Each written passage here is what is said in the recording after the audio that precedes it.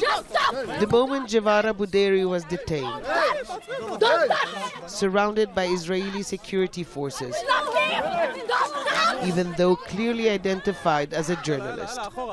They just came from everywhere, I don't know why, and they kicked me to the wall and where is your ID? I told him, you know me, and you know that we are coming and going in many times.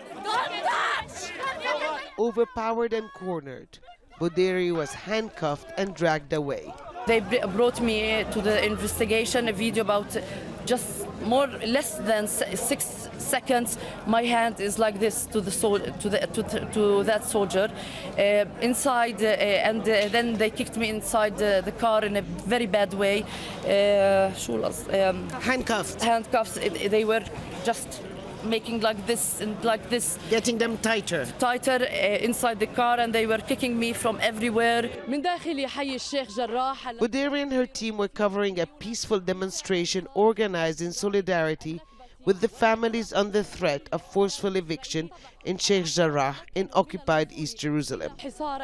She had done several live reports already when the security forces started pushing away journalists. She has been accredited with Israel's government press office for many years. She was held and interrogated at the police station, where Budeiri says she was treated like a criminal. After 7 or 8 hours, I don't know how much time, because they took from me everything. They refused to take the cuffs from me. They said either arrested or 15 days away from Sheikh Jarrah. Because of the video evidence? Yes. We will go to the court because because it was a message for all the journalists. We kicked Al Jazeera. We put now Al Jazeera in our hand, so everybody will be afraid and nobody will cover. No, we will cover everything. Givara Budeiri is one of the most experienced journalists covering events in Israel and the Palestinian territory. Her arrest is being seen as an effort to intimidate journalists and has drawn global condemnation. This is a clear violation of press freedom because this journalist was clearly recognizable as she was wearing a press vest, and there is a clear will from the Israeli authorities to prevent journalists from doing their job and from reporting on the ground. Throughout her ordeal, Givara was denied the request to remove her heavy flak jacket.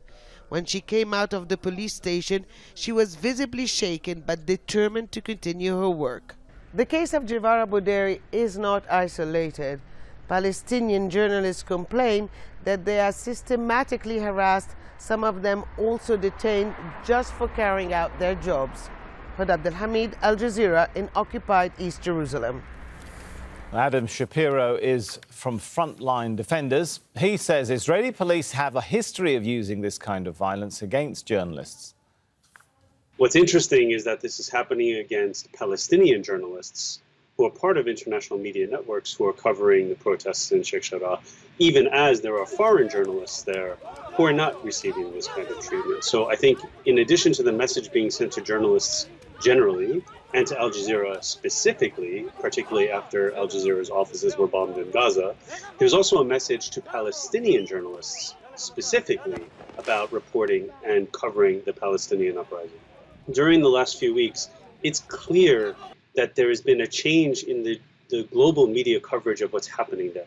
As Palestinian voices are being given more space in the media, in print and in other places, and in particular on social media, despite efforts to censor them, the Israeli government is feeling pressure, in part because of this. And so I think there is kind of a message being sent by the commanders in Israel to take out journalists, to arrest them, to remove them, or in worst case scenario, to hit their buildings or kill them.